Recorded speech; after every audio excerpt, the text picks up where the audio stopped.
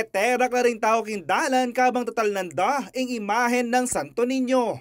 King purmerong lawe, isipan mong king sinunog festival ini, King Cebu. Dapat ay masaya at makabaldugang pamitago na ini, merapat na king barangay Pampang, Angeles City ngayon January 16. Agpang karimanok nangan king barangay, 1970s pa anya magumpisa yung tradisyon, kapamilatan daring biyasawang Kapampangan at Akalanon. Bayo pa ita, mag-start na kami 1970s. Diya mo, ala pa mo siguro nga Facebook kanita, pong cellphone. Pero teterak na kikindalang bawat piyesta. Maragula kano pa sa salamat ng residente ni barangay, king pamanantaben na ning karelang patrona ay Santo Niño, anyang milabas na pandemya. At ing pangadirang ening banuang 2024, mas masanting kabilyan king biye at may laot king problema. Tuloy siguro kayong mga labas sa panahon na kakimina panayng kalamidad kaya kaming barangay. Atin itang 40 days singuran, atin may makbunging pinatubo.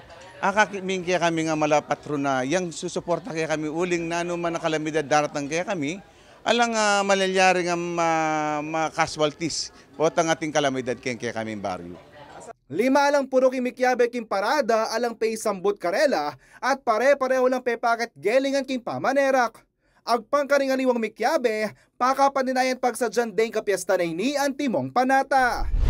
Masaya, tsaka marakal tao, papasalamat ka nga po ninyo.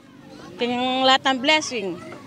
Super proud ko po na Kenny Kumeragol kayong Pampang and very grateful po talaga na Kenny Tamo po.